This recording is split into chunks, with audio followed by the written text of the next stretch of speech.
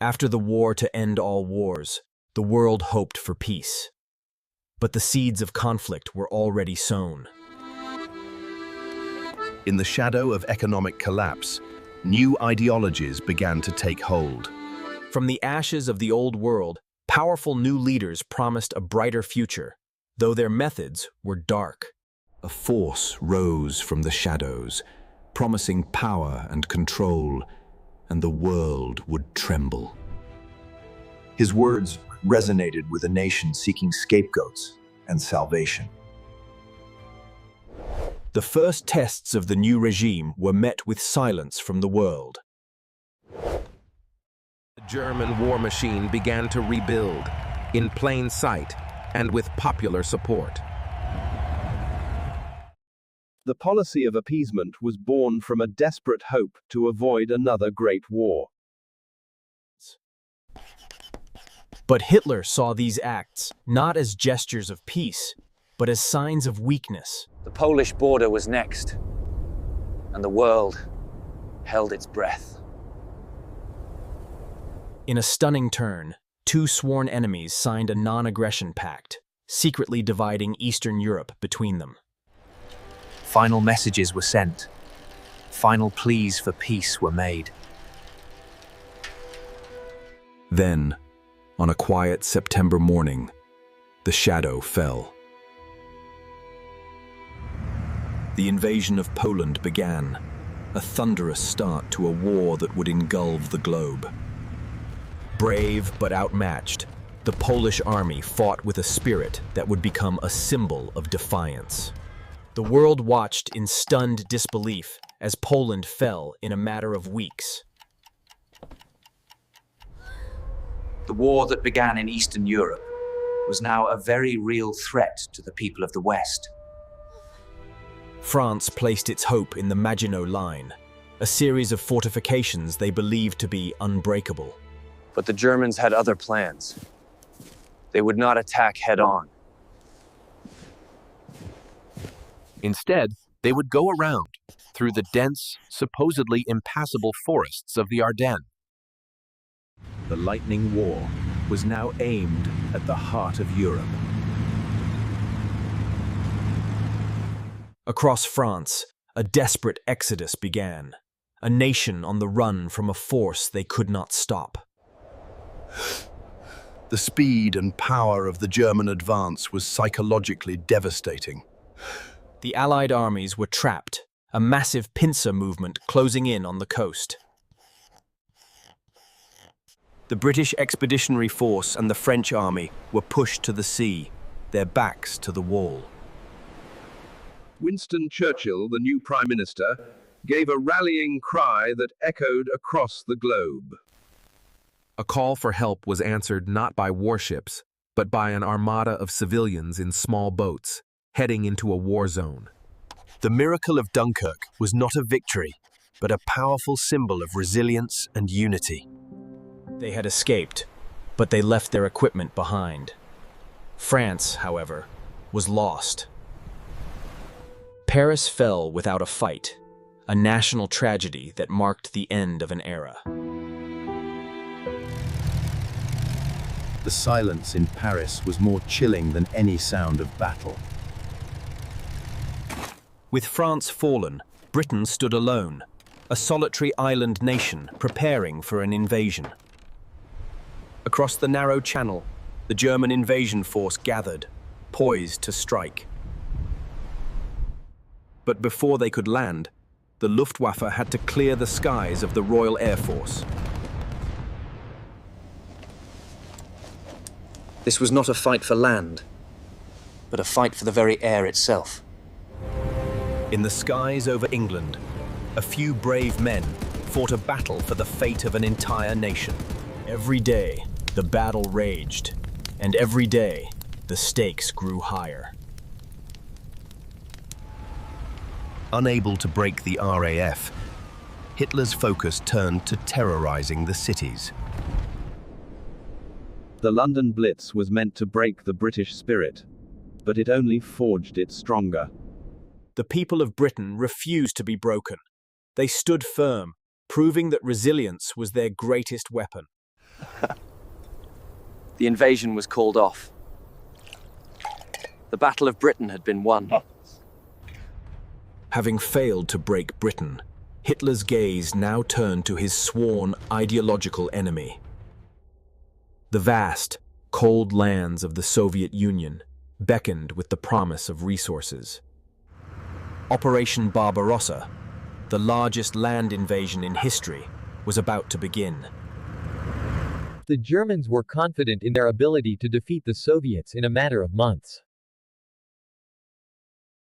The attack came without warning, and the initial Soviet response was chaotic.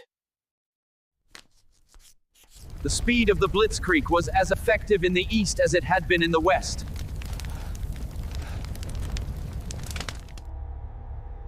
The war on the Eastern Front was a war of total ideological annihilation. Millions of Soviet soldiers were captured in the initial advance. For months, the German advance seemed unstoppable. But the land itself began to fight back. The vast distances and brutal terrain took a toll. The supply lines grew thinner and thinner as the winter approached. And then, the infamous Russian winter arrived. A silent, implacable enemy. It was a cold that no man could defeat. The German army was fighting not just a nation, but a people determined to defend their homeland. Every citizen, regardless of age, was part of the war effort.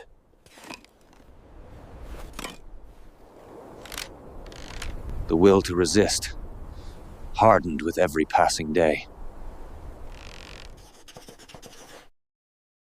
The German advance ground to a halt just miles from the Soviet capital. For the first time, the blitzkrieg had failed.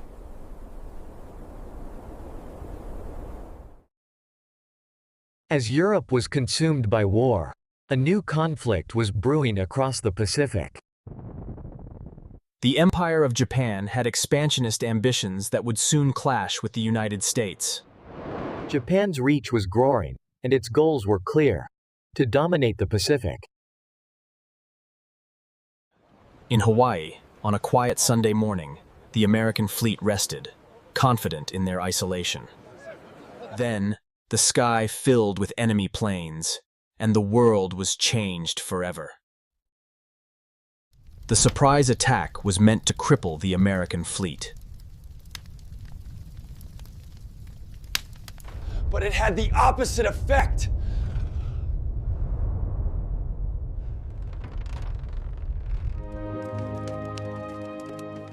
A sleeping giant had been awoken by the attack on Pearl Harbor. The United States officially entered the war, a new and powerful force against the Axis. The nation's industrial might was fully activated, turning out war materials at an unprecedented rate. Across the country, families said goodbye to sons and fathers as a new generation went to war. The war that began in Europe was now a truly global conflict. The Pacific Campaign began, a brutal island-hopping war of attrition. Each island was a fortress, and each battle was a desperate, bloody fight. The terrain was unforgiving, the resistance fanatical. But with every island taken, the Allies moved closer to the Japanese mainland. Back in Europe, a monumental force was gathering for the invasion of France. For months, the Allied forces had been training for the largest seaborne invasion in history. This was the greatest gamble of the war, a moment that would decide the fate of millions. Operation Overlord was launched on the beaches of Normandy.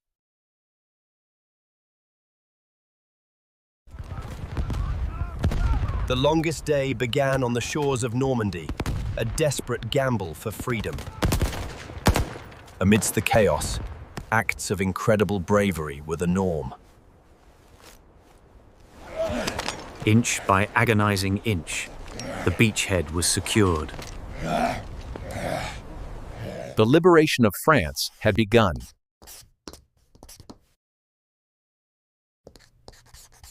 The march of liberation had begun, and the world held its breath. But the path to victory was still paved with immense sacrifice. With the tide turned, the final push into Germany was a brutal, inch-by-inch fight. From two directions, the Allies closed in on the capital of the Third Reich.